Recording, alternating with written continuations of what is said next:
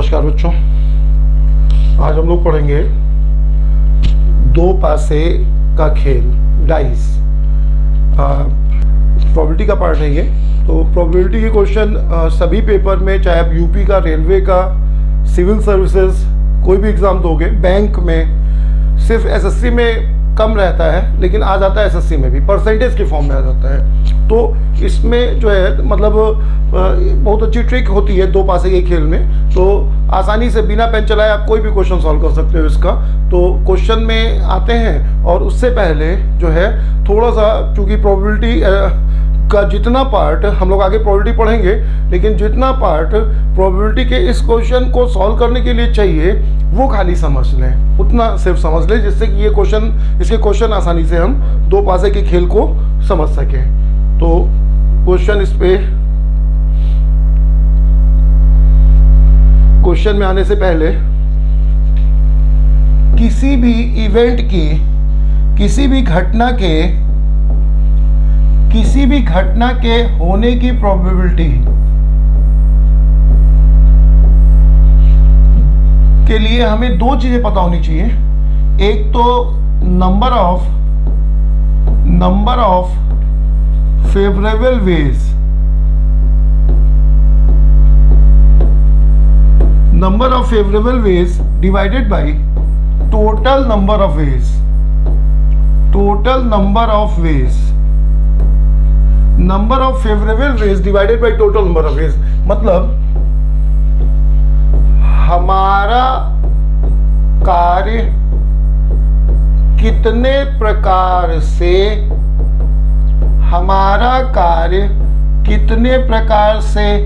हो सकता है, हमारा कार्य कितने प्रकार से हो सकता है। नंबर ऑफ फेवरेबल वेज का मतलब ऐसे तरीके जो हमारे पक्ष में है, नंबर ऑफ फेवरेबल वेज या ऐसे तरीके जो हमारे पक्ष में है, यानी हमारा कार्य कितने प्रकार से हो सकता है। जो हमारा पक्ष में होंगे वही हमारा कार्य करेंगे, divided by total number of veg, यानी कि कुल तरीके। तो ये जो है प्रोबेबिलिटी की परिभाषा हमें पता होनी चाहिए, सबको आती ही है, ये 12th में पढ़ा है सबने। और इसके अलावा दो पासे के खेल में अगर हम ये प्रोबेबिलिटी की डेफिनेशन है सिर्फ, क्या देखेंगे बच्चों, एक तो हमारा कार्य कितने प्रकार से हो सकता है और दूसरा कुल तरीके। अब जैसे अगर ये कहा जाए, एक एग्जांपल से समझ लें कि एक गांव में 100 लोग हैं, उसमें ए के पक्ष में 60 लोग हैं और बी के पक्ष में 40 लोग हैं, 2 लोग हैं। 100 लोग कुल है, ए के पक्ष में 40 है, बी के पक्ष में 60, ए के पक्ष में 60 है, बी के पक्ष में 40 है। अब अगर कोई इलेक्शन हो, चुनाव हो, तो उसमें अगर कहा जाए कि ए के जीतने का चांस क्या है, परसेंटेज में बताओ, परसेंटेज में, तो हम कहेंगे कि 60% चांस है और बी का 40% चांस है। तो परसेंटेज में जो चांस है, उसी चांस में अगर 100 का परसेंटेज टोटल का डिवाइड कर दें तो जो बनेगा ये क्या हो जाएगा, इसी को हम प्रोबेबिलिटी कहेंगे। हमारे पक्ष में कितने लोग हैं, 60, और कुल लोग 100 हैं। हमारे बी के पक्ष में कितने लोग हैं, 40, और कुल लोग 100 हैं। तो परसेंटेज का ही भिन्नात्मक रूप, परसेंटेज का फ्रैक्शनल फॉर्म जो है प्रोबेबिलिटी है। परसेंटेज को अगर हम फ्रैक्शन में बदल देंगे, किसी इवेंट के होने का जो परसेंटेज है वही उसी का फ्रैक्शनल फॉर्म ही क्या कहलाएगा, उस इवेंट की होने की प्रोबेबिलिटी। तो ये प्रोबेबिलिटी का बेसिक हमें आना चाहिए। इसके अलावा जो हमें चाहिए होगा वो दो पासे के खेल में अगर हम एक डाई को थ्रो करते हैं, एक डाइस को फेंकते हैं, एक पासे को फेंकते हैं, तो 1 2 3 4 5 6 ये आएगा, 1 2 3 4 5 6 आएगा। इस पे अगर क्वेश्चन पूछा जाए कि एक पासे को फेंकने पे 4 से बड़ा अंक आने की प्रोबेबिलिटी बताओ, 4 से बड़ा अंक आने की प्रोबेबिलिटी बताओ, तो बोलो बच्चों 4 से बड़ा अंक आने की प्रोबेबिलिटी। तो हमारे पक्ष में कितने लोग हैं, 4 या नहीं कह रहा है, 4 से बड़ा अंक आने की प्रोबेबिलिटी, तो 5 6 2 हुए, और कुल कितने हैं बताओ, 6। तो इस टाइप का क्वेश्चन हम सॉल्व कर सकते हैं। दो पासे के खेल में, एक पासे के खेल में कुल तरीके अगर पूछे जाएंगे तो कुल तरीके कितने आ जाएंगे? कुल तरीके 6 होंगे, 6 दिख रहे हैं। अगर 2 पासे का खेल है तब कुल तरीके 6 की पावर 2, 3 पासे का खेल है तब 6 की पावर 3, यानी n पासे में 6 की पावर n। ये नियम होता है। कैसे ये नियम होता है जल्दी समझ लें तो 2 पासे के केस में 36 केस कैसे होते हैं ये देखते हैं। तो पहले पे 1, दूसरे पे 1 आ सकता है, पहले पे 1, दूसरे पे 2 आ सकता है, 1 3 आ सकता है, 1 4 आ सकता है, 1 5 आ सकता है, 1 6 आ सकता है। इसी तरह से 2 1, फिर ये 6 बन जाएंगे। इसी तरह से 3 1, फिर ये 6 बन जाएंगे, 4 1 5 1 6 1। तो 6 6 6, ये कुल मिला के 36 केस बन जाएंगे। तो 2 पासे के केस में कुल केस 36 बन जाएंगे। इसी तरह से 3 पासे 4 पासे में होगा। अब सिर्फ इतना आना चाहिए, इतने से कुल केस पता होने पर क्वेश्चन कैसे सॉल्व होगा। अगर मान लीजिए रूल शॉर्ट ट्रिक नहीं जानते हैं, अगर हम शॉर्ट ट्रिक नहीं जानते हैं तब हमसे एक क्वेश्चन ये पूछा जाए, हमसे पहला क्वेश्चन, अंकों का योग 2 पासे को फेंकने पर अंकों का योग सम ऑफ डिजिट 7 आने का प्रोबेबिलिटी क्या है। तो यहां पर हमें प्रोबेबिलिटी पता करने के लिए हमारा काम कितने तरह से, डिवाइडेड बाय कुल तरीके। तो कुल तरीके कितने हैं बच्चों? 6, 2 पासे हैं तो 6 की पावर 2, 36 केस कुल है। हमारा कार्य कितने तरह से हो सकता है तो हमें देखना पड़ेगा। अगर हमें कोई ट्रिक नहीं पता है तो हमें देखना पड़ेगा। तो 7 कैसे कैसे आ सकता है तो हमें देखना पड़ेगा। तो 1 से शुरू करेंगे तो 1 6 या 6 1, 2 से शुरू करेंगे तो 2 5, 5 2, 3 4 या 4 3। तो ये गिनना पड़ेगा, तब हम बता पाएंगे कि 6 तरीके से आ सकता है। अब हमारा कार्य कितने तरीके से हो सकता है बताओ? 6 तरीके से। और कुल तरीके कितने हैं बताओ? 36 हैं। तो पहला क्वेश्चन अगर सॉल्व करना हुआ तो हम बता सकते हैं कि प्रोबेबिलिटी कितनी है? 1/6। और अगर कहा जाए कि अंकों का योग 7 आने का प्रतिशत क्या है, परसेंटेज फॉर्म में पूछ लिया जाए, तब 16 से ही 2/3 ये आ जाएगा। तो परसेंटेज फॉर्म में पेपर में आ जाएगा या फिर प्रोबेबिलिटी फॉर्म में आएगा। तो अगर हम इसे नहीं कोई ट्रिक जानते हैं तब हमें ये तो याद रहेगा कि 2 पासे के केस में कुल के 36 होते हैं, लेकिन ये 7 आना, 5 आना, 8 आना, ये हमें बार बार देखना पड़ेगा। और अगर क्वेश्चन इस तरह का आ जाए, बच्चों ध्यान देना ट्रिक की जरूरत क्यों रहती है कि क्वेश्चन जो है वो अब जो पेपर में दिखता है वो इस तरह का है कि अंकों का योग 10 या उससे अधिक आने की प्रोबेबिलिटी क्या है, अंकों का योग अभाज्य संख्या आने की प्रोबेबिलिटी क्या है। तो आप गिनते रह जाएंगे इसमें अगर कोई ट्रिक नहीं जानते हैं। अंकों का योग, ये सब पेपर के आए हुए क्वेश्चन है, अंकों का योग परफेक्ट स्क्वायर होने की प्रोबेबिलिटी क्या है। तो अब इसमें दिक्कत ये है कि अगर इसमें हम परफेक्ट स्क्वायर नंबर में जो है 4 है 9 है, ये देखेंगे कितने तरह से आ सकता है ना, तो फिर टाइम लगेगा। अभाज्य संख्या में और टाइम लगेगा, ये दिक्कत है इसमें। तो अब इसी को ये फंडामेंटल के अलावा बाकी सभी क्वेश्चन के लिए एक ट्रिक बड़ी हेल्प करेगी, वो समझते हैं। तो जैसे अगर मान लीजिए ये अंकों का योग, अगर ये कहा जाए कि अंकों का योग क्या क्या हो सकता है, तो अंकों का योग डाइस के केस में 1 नहीं हो सकता। क्यों? किसी पे 0 तो लिखा नहीं होता है। तो 2 3 4 5 6 7 8 9 10 11 12 ये हो सकता है। अंकों का योग 1 नहीं हो सकता, अंकों का योग इनमें से कोई हो सकता है। अब 7 कितने तरह से, 8 कितने तरह से, 9 कितने तरह से आ सकता है, पेपर में आता है। तो बार बार सबको कितने तरह से आ सकता है गिनना टाइम बर्बाद, कोई केस भूल गए तो गलत हो जाएगा। तो याद रखना बहुत आसान है। इसका जो तरीका है कि अंकों का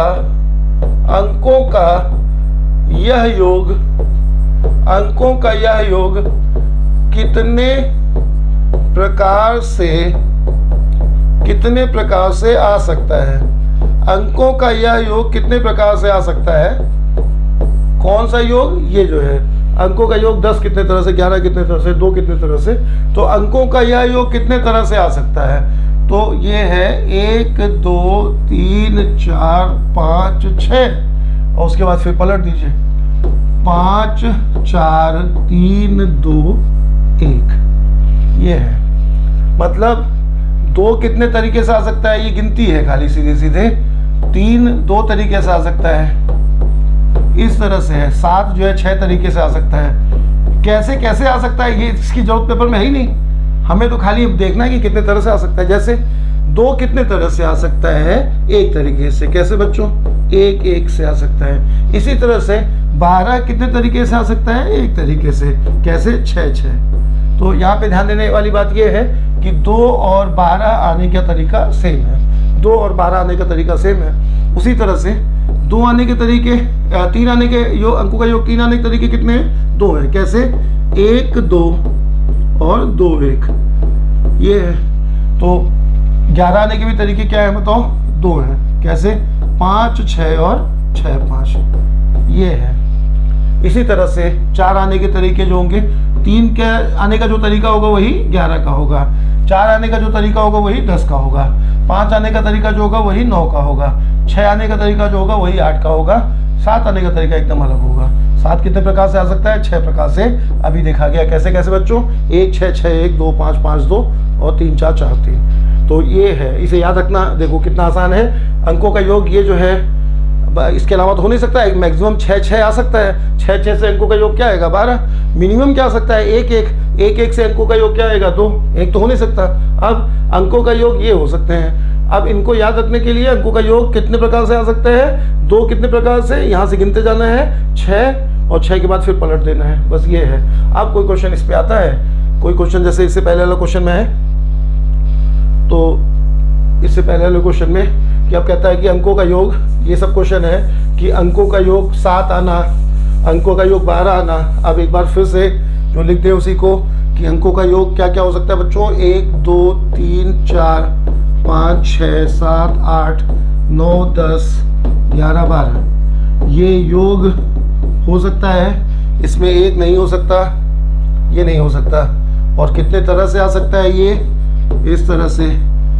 ये अगर सीधे याद रख जाए तो जो है आसान है, नहीं तो एक बार लिख लीजिए बस। ये जो है इस तरह से लिख लिया।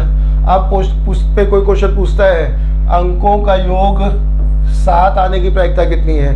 तो अंकों का योग 7 कितने तरह से आ सकता है बताओ? 6 तरह से आ सकता है। और कुल तरीके 2 पासे के केस में कितने होते हैं? 36। तो इस क्वेश्चन का आंसर हो जाएगा 6/36।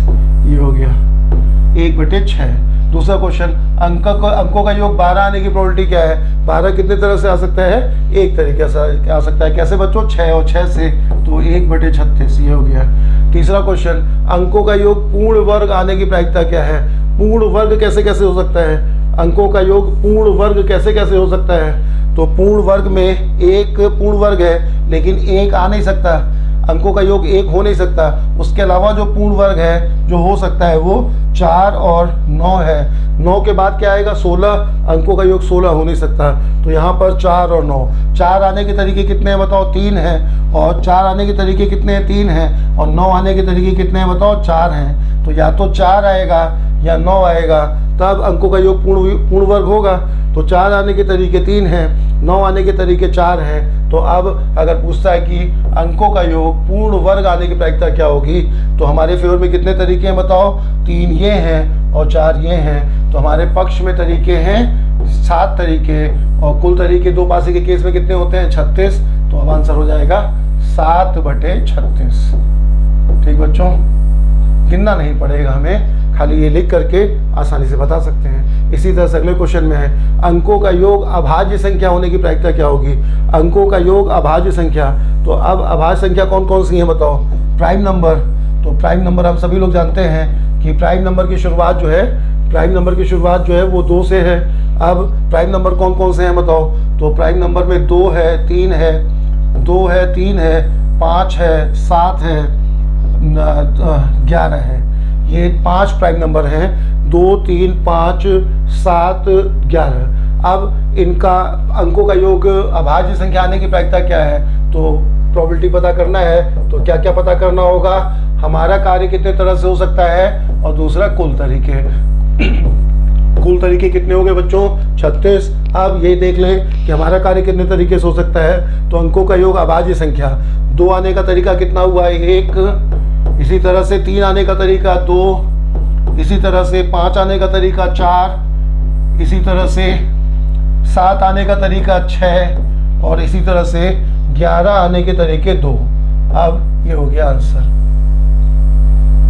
कितना आ जाएगा ये, 15/6, 4, 10, 15, 15/36, 15/36 यानी 3 से कट जाएगा 5/12। ये हो गया।